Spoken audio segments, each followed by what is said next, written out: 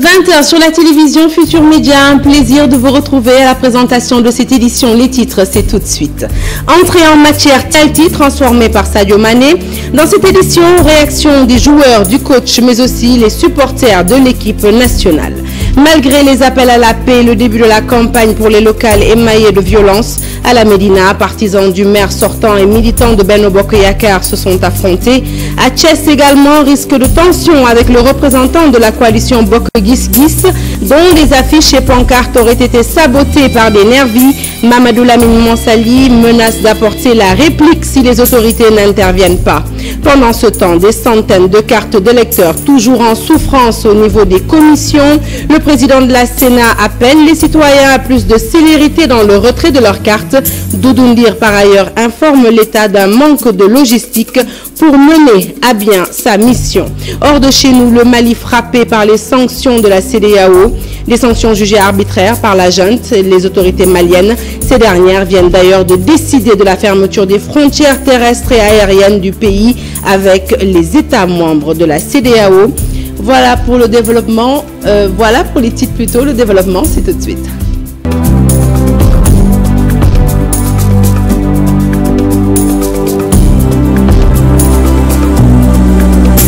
Rebonsoir à tous. Un penalty pour sauver un match disputé sans convaincre. Pour leur entrée en matière, les Lions de la Teranga ont semblé peu inspirés face à des Warriors bien organisés.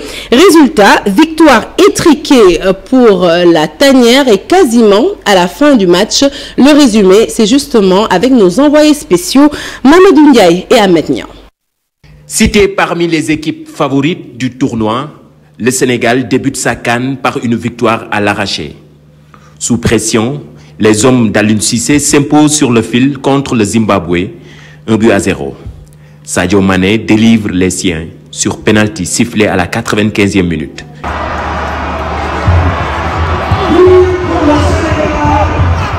Non, en fait, quand il avait pris le ballon, il voulait que j'aille immédiatement pour essayer d'influencer l'arbitre. Je lui ai dit, non, non, t'inquiète, on prend notre temps parce qu'il y a le VAR. Du coup, c'est à notre avantage. Une fois marqué, l'arbitre va siffler la fin. Donc, laisse-les discuter avec l'arbitre.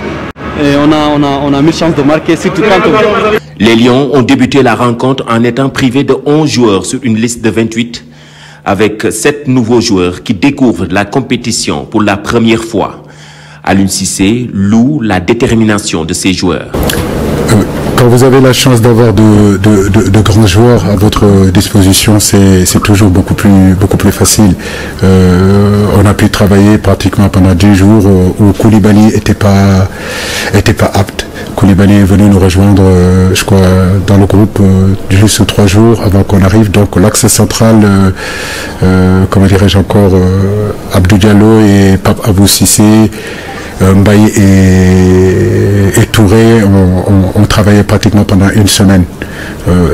Dans ma tête, je pensais que Kouli ne serait pas apte en réalité contre le Zimbabwe, mais je ne pensais pas que c'était le Covid qui allait le toucher. Donc dans notre tête, on avait déjà anticipé cet axe-là, on les avait laissés travailler ensemble, cette défense-là. Donc ils ont créé quelques automatismes.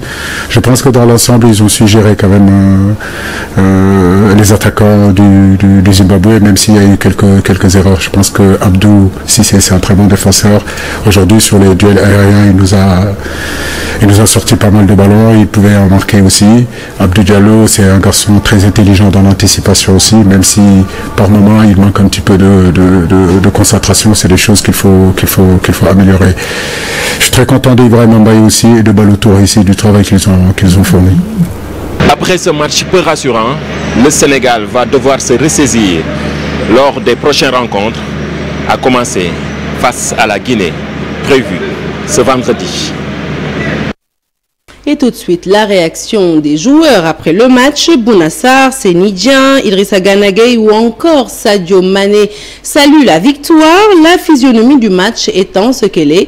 Ils avouent que des difficultés de s'en sortir n'ont pas manqué, mais se disent toutefois confiants et gardent espoir pour les prochaines sorties. Nous les écoutons toujours au micro de nos envoyés spéciaux. Oui, ça s'est vu que c'était pas facile. Mais bon, je pense qu'on avait les opportunités déjà en première mi-temps de pouvoir marquer. on marque à la fin du match. Dans l'ensemble de la physionomie du match, c'est pas démérité non plus, mais ça montre qu'on a du caractère, on a su pousser jusqu'au bout et pour aller chercher cette victoire. J'ai seulement essayé de faire le même jeu que je fais toujours quand je joue et ça marche aujourd'hui. Ça marche aujourd'hui, je pouvais faire le jeu comme je fais toujours. Gagner, c'est le plus important. Hein. Il faut continuer comme ça. Inch'Allah. Une victoire très importante. On a bien débuté, on débute bien cette compétition, ce qui est très important pour la suite de la compétition. On savait que ça allait pas être facile. On a eu les occasions en première mi-temps, on les a pas mis au fond et c'est ce qui nous a peut-être un peu mis en difficulté dans le match. Mais voilà, au final, on a montré du caractère et c'est ce qui nous a permis de gagner ce match-là et on espère bien se reposer et bien préparer le prochain match. Honnêtement, je pense que on est tous contents, même si le contenu n'était pas comme vous attendez, mais bon, nous en tout cas, on n'est pas du tout surpris de ce match, de ce genre de match. Parce que c'est la CAN, rien n'est facile, c'est toujours compliqué, mais bon. À l'UCAD, les étudiants grands supporters de l'équipe nationale ont sonné la mobilisation pour suivre ce premier match du Sénégal. Au niveau de la fan zone de l'université installée pour l'occasion, ils affirment avoir ressenti de grosses frayeurs avant le penalty transformé par Sadio Mané. Malgré la victoire, ces étudiants gardent la tête froide et demandent aux Lions de faire mieux pour leur prochaine sortie. Pafarening. Certains avaient même commencé à quitter la fan zone à l'université Cheikh Anta Diop de Dakar avant même le coup de sifflet final de l'arbitre. C'est en ce moment que le Sénégal obtient un penalty. Sadio Mané face au gardien. Imaginez la suite.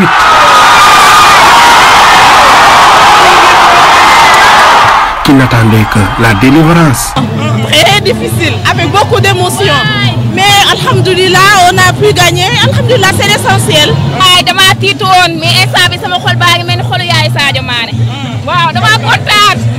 C'était pas mal au début. Bien vrai qu'on n'avait pas marqué de but. Et bon, puisqu'on a marqué à la fin du match, bon, c'est ça l'essentiel, quoi. On est vraiment content. Exceptionnel. À un certain moment, on n'y croyait pas, on n'y croyait plus. Mais nous remercions Dieu. Sénégal est une nation de solidarité. Et qu'à la dernière minute, Dieu nous a donné un penalty que Sadio Mané a réalisé. Donc nous souhaitons et nous sommes tous derrière nos lions. Certes, le Sénégal a gagné, mais il reste beaucoup à corriger avant le prochain match. Ouais, c'était compliqué, bon. C'était trop difficile. Mais content, machallah. Il faut être patient, c'est ça, il faut être patient et croire à nos joueurs. Il n'y a pas quelque chose à dire autrement. Être patient et croire à nos joueurs. Dieu pour tout faire, Dieu est grand. Les étudiants sont passés par toutes les émotions. Une première victoire importante selon eux. Et puis la presse sportive du Sénégal endeuillée avec le décès du journaliste Oumar Diarra. Il est décédé ce lundi à la suite d'une longue maladie. Il est passé par les rédactions du Matin, de Ndamli et tout dernièrement au Madère Post. Oumar Diarra couvrait quasiment toutes les disciplines sportives. Le groupe Futur Média présente ses condoléances émues à sa famille. Parlons politique à présent. Vous le savez, la campagne pour les élections locales a débuté depuis ce samedi. Un démarrage déjà entaché de violence malgré les nombreux appels au calme et à la sérénité. La Médina a été le théâtre d'affrontements entre militants du maire sortant Bamba Fall et ceux du candidat de Benno Bokk Yakaar, Cheikh Ahmed Tidiane Ba. Sur place, les riverains condamnent ces agissements et réclament des mesures de sécurité pour assurer un meilleur déroulement du reste de la campagne, Cheikh Diop. Il n'a fallu que 2 jours de campagne pour enregistrer des scènes de violence, des échauffourées à la Médina entre les partisans du maire sortant Bamba Fall et ceux du candidat de la mouvance, Cheikh Ahmed Tidiane Ba. C'est inadmissible. Franchement, pour moi, le préfet doit prendre des mesures très fermes, non à la violence. Parce que nous, on s'est réveillé ici, on habite ici. On veut quand même que notre commune soit bien développée, mais non à la violence. On doit parler, les candidats doivent sortir, doivent faire un communiqué, je ne sais pas, quel que soit, pour parler avec leurs militants. C'est mieux qu'on fasse les élections normalement, quoi, sans violence. Non à la violence, l'invite de ces populations qui estiment que le Sénégal est un pays de paix. La violence, quelle que soit son originalité, elle reste être toujours dévastatrice, malheureusement. Aussi bien corporellement, matériellement, psychologiquement et physiquement. Elle ne cause que des dégâts. Donc nous continuons à appeler toujours à la non-violence. Il faut sauvegarder et reconsidérer nos valeurs que nous vivons tous les jours. Le Sénégal, c'est un pays où tous les gens sont parents. Ces citoyens exigent le calme et la stabilité. Une campagne sans violence jusqu'au soir du 23 janvier 2022. Et risque de tension également dans la capitale du rail. Ces posters et pancartes sabotés par des nervis. Mamadou Lamine Mansali de la coalition Bokk Gis Gis dénonce et menace. Si les autorités ne réagissent pas, dit-il, eh bien lui et ses militants apporteront la riposte. Massali interpelle le ministre de l'Intérieur sur la situation. Il l'a fait au cours d'un meeting qu'il a tenu ce week-end au terrain de basket des HLM de Thiès. C'était en présence de nos reporters dans la ville. Charanta Diop et Saïla Tira. Des pancartes, posters à l'effigie de Mohamed Massali, sabotés par des jeunes armés qui sillonnent la ville. Le candidat de la coalition Bokk Gis Gis de Thiès-Ouest, Mohamed Massali, dénonce et menace. Il promet de sévir si les autorités ne réagissent pas. Le ministre de l'Intérieur qui assure la sécurité publique. J'interpelle aussi le procureur de la République.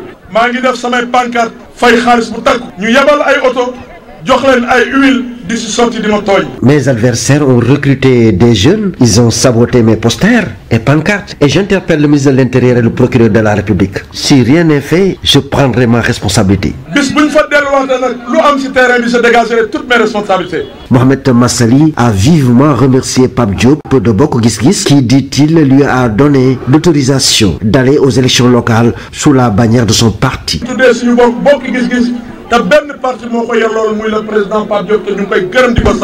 Une marée noire a envahi le terrain de basket des HLM route de Dakar à Thiès pour répondre à l'appel de Mohamed Massali.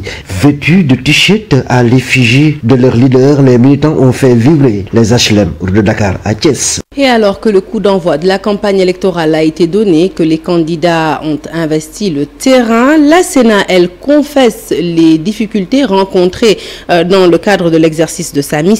Des soucis d'ordre logistique selon son président qui alerte les autorités. Doudoundir, que vous allez voir sur ces images, invite par ailleurs les électeurs à retirer leurs cartes tout en condamnant les violences notées en ce début de campagne. Mambiram Diouf. Il ne se passe un jour depuis le début de la campagne électorale sans qu'un cas d'incident soit noté dans les rangs des militants de candidats opposés. Des violences condamnées. Les appels ont été lancés, les actes ont été posés par les acteurs de la société civile, par les personnalités religieuses et coutumières et également par la Sénat. Et on note dès l'entame de la campagne un déferlement de violence dans certaines localités auxquelles vraiment on ne s'attendait pas. Je marque quand même mon regret de constater cette situation. Le retrait des cartes électeurs, un autre point qui le préoccupe. Vous considérez que la situation de Karmassar qui était alarmante et que nous causait véritablement des soucis est une situation que je peux considérer comme étant définitivement réglée. Il s'agit plus pour maintenant les électeurs de se rendre dans les commissions pour prendre possession de leur carte d'électeur. Le processus électoral suit son cours en vue des locales et les mois pour un bon déroulement des opérations manque du moins dans sa mission. La Sénat est en difficulté dans les déplacements de ses agents en charge du travail sur le terrain. Problème de véhicules, entre autres, l'État interpellé. Nous avons quelques difficultés sur le plan matériel et nous sommes en train de discuter avec les autorités au niveau central pour que ces problèmes matériels puissent être résolus dans la semaine. nous ne désespérons pas, nous avons des promesses, mais nous avons des promesses et les promesses ne sont pas des certitudes. La Commission électorale nationale autonome dit veiller au craint pour une parfaite organisation des locales et s'en remet à la bonne conduite de tous. Et parlons à présent du retrait des cartes d'électeurs. Nos reporters se sont justement rendus au niveau des commissions pour apprécier le niveau de retrait de ces cartes. Eh bien, le constat, le retrait se fait au compte-gouttes, notamment chez les primo-votants dont la grande majorité n'a pas encore fait le déplacement. À cela s'ajoutent des centaines de cartes toujours en souffrance au niveau des commissions depuis bientôt 3 ans. Fatou Bintou Conté et Mohamed Dian ont fait le tour de quelques commissions au reportage. Depuis le 8 décembre, des commissions ont été mises en place pour le retrait des cartes d'électeurs, surtout pour les primo-votants. Il faut reconnaître que depuis que les opérations ont démarré, on a mis en place des commissions dans chaque commune. Dans chaque commune, il y a une commission qui a été mise en place, composée d'un président, n'est-ce pas, de la commission, des membres de la Sénat, des représentants du maire de la commune et l'ensemble des partis ou coalitions de partis légalement constitués qui sont en lice.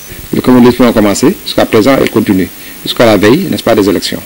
Malheureusement, le retrait se fait au compte-gouttes. Moins de 20% ont eu possession de leur carte. Si je prends par exemple le cas de Dakar Plateau, c'est rien que pour les nouveaux inscrits. Sur les 3045 nouvelles cartes, il n'y a que 1049 qui ont été récupérées. À la Médina, par exemple, sur les 4754, n'est-ce pas, inscrits, on n'a que 1698 qui ont été récupérés. Ensuite, à Guttapé-Face Global, sur les 1501 cartes, il n'y a que 420 qui ont été récupérées. Donc, au total, aujourd'hui, parmi les primo inscrits, n'est-ce pas, on a eu sur les 10 938 cartes, il n'y a que 3 972 cartes. 17 cartes, n'est-ce pas, qui sont retirées. On n'a même pas un taux de retrait de 20%. En sus des anciennes cartes qui hibernent depuis longtemps dans les commissions. Il faut savoir qu'il y avait un stock qui était là. Dans ce stock, il y avait effectivement 3600 cartes qui étaient là, déjà en réserve, en souffrance, qui n'ont pas été récupérées. Et aujourd'hui, il reste encore 3606 cartes qui étaient, n'est-ce pas, qui ont été, en tout cas, donc, qui sont en souffrance. Donc au total, on a plus de 7000 cartes actuellement en souffrance au niveau de la sous-préfecture. Afin pour eux, le chef du centre de distribution estime que seuls 50% des inscrits ont retiré jusque-là leur carte d'électeur. Il y a 1627 cartes. Bon, distribué 911 cartes. Quand les gens ont dépassé 50%. Commencement de la bonne démarrer, mais pour le moment, en tout cas, le sous-préfet de Dakar Plateau se veut clair. Pas de retrait de cartes le jour du vote, qu'on se le tienne pour dit.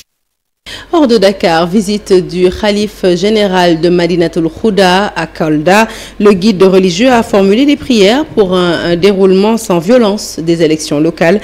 Thierno Amadou Baldé a prié pour la paix au Sénégal, mais aussi dans les pays limitrophes. Abdoulaye Diallo.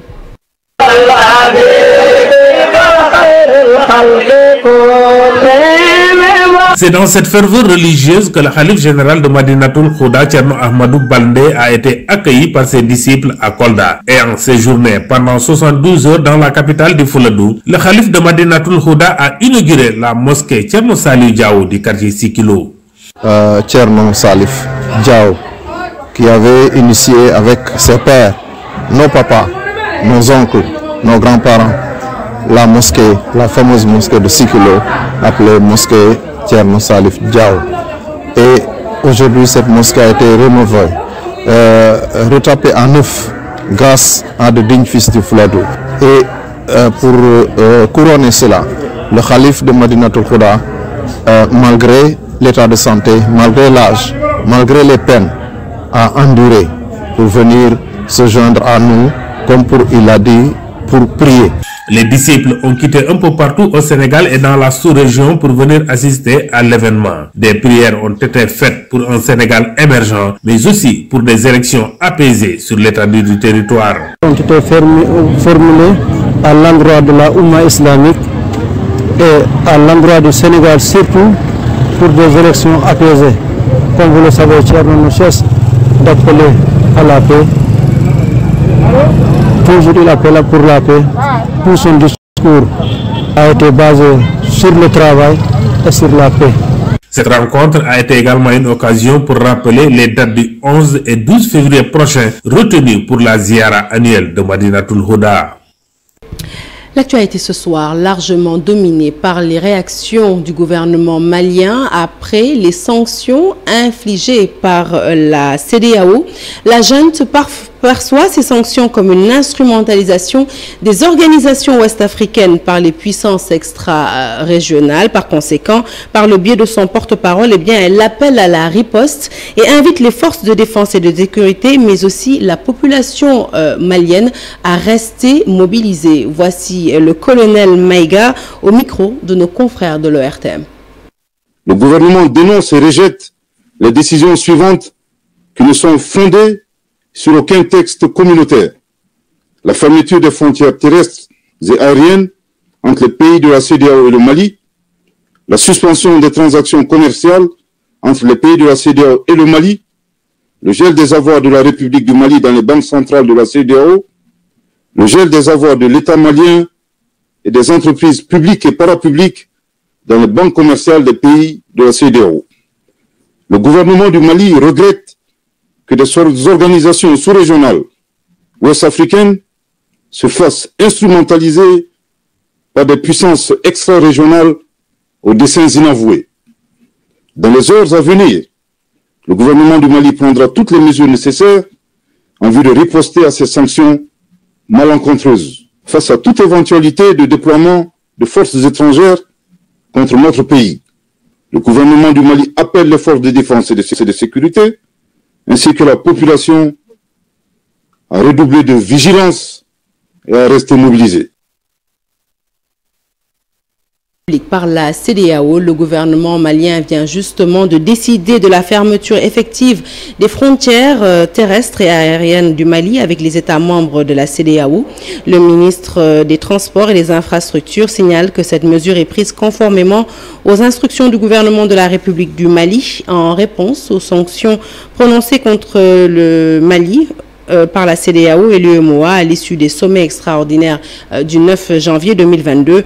Le ministre des Transports et des Infrastructures rappelle que la mesure concerne uniquement les pays membres de la CEDEAO conformément au principe de réciprocité.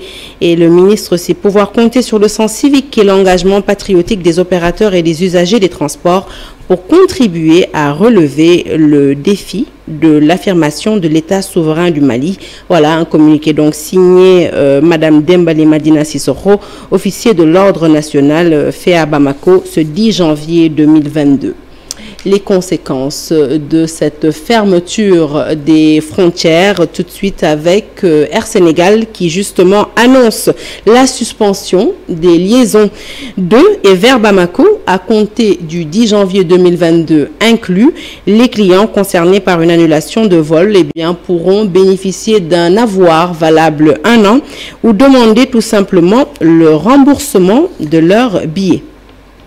Et au-delà de la junte, ces sanctions financières et économiques inquiètent les acteurs du transport. Le président du collectif pour la livraison des conteneurs au Sénégal craint le pire pour les économies des deux pays si la crise persiste.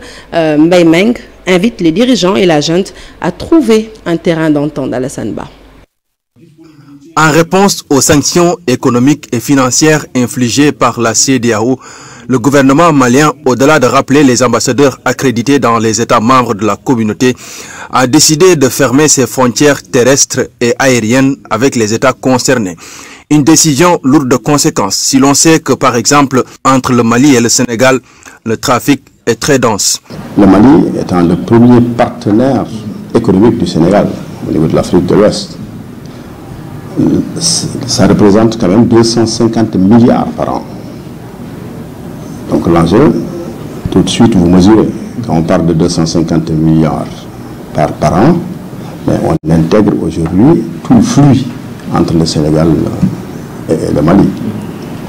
Juste à titre d'exemple, dans le port, ça fait 4 millions de tonnes de marchandises par an. Ces conséquences économiques vont sûrement toucher les emplois. En ce qui concerne le transport, il y en a qui ils ont comme activité que le transport sur le Mali. Ces autres, donc forcément, ils vont être un peu en chômage technique.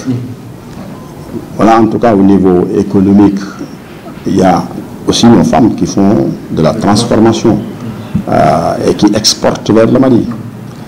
Et qui exportent même au-delà du Mali. Mbaye Mbeng invite les deux parties, la CEDEAO et le gouvernement malien, à trouver la meilleure formule. De façon à abréger justement des mesures qui ont été prises. Parce que l'enjeu au niveau économique, il est capital. Les militaires ne peuvent pas être devant d'un pays et se dire, écoutez, donnez-nous 5 ans. 5 ans, c'est un mandat. Ce sont les présidents qui sont élus qui restent 5 ans. Bon, maintenant, il faudrait aussi que la CEDEAO les accompagne, en réduisant bien sûr et en échangeant, parce que tout se réglera dans des échanges, des discussions. Parmi les sanctions, les chefs d'État de la CEDEAO ont décidé de suspendre toutes les transactions commerciales et de geler les avoirs du Mali dans les banques centrales et commerciales de la CEDEAO.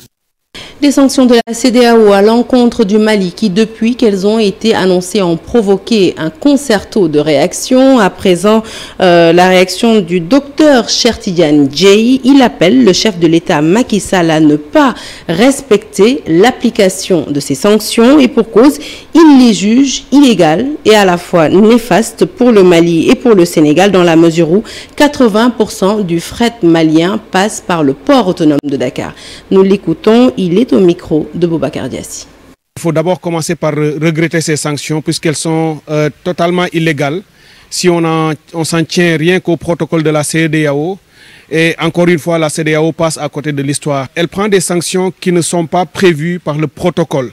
Ce protocole dit que lorsqu'un pays pose de tels actes, la CEDEAO peut suspendre sa participation aux instances communautaires. La CEDEAO peut refuser d'organiser des réunions dans ce pays.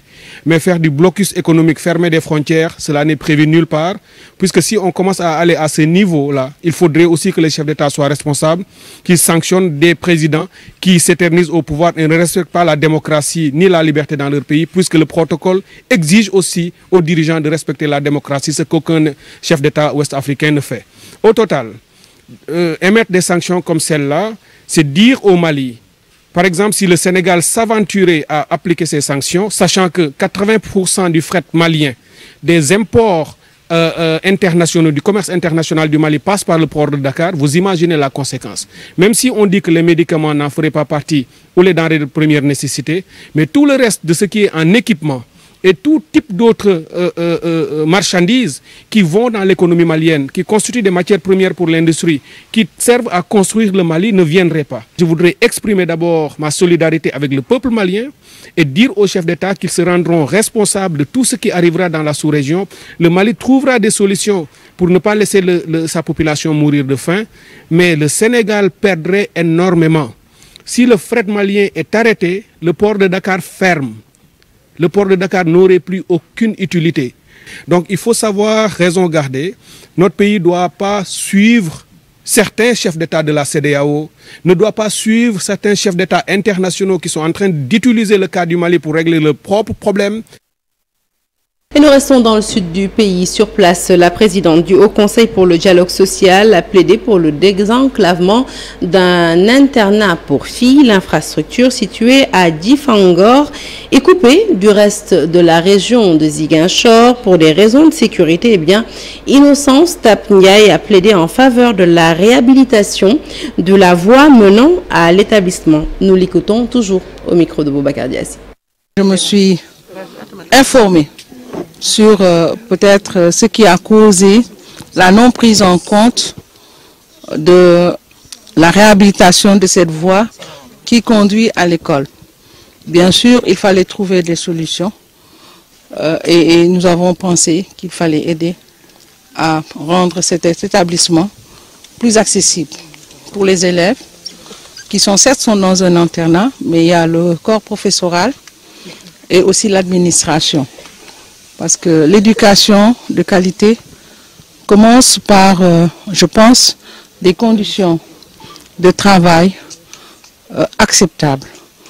Et accompagné par mes équipes, parmi lesquelles il y a un ingénieur, nous avons pu trouver une solution intermédiaire, à savoir engager un entrepreneur pour rendre cette voie accessible et en même temps continuer les discussions avec les autorités compétentes pour voir comment on peut intégrer la réhabilitation de cette voie dans un vaste programme.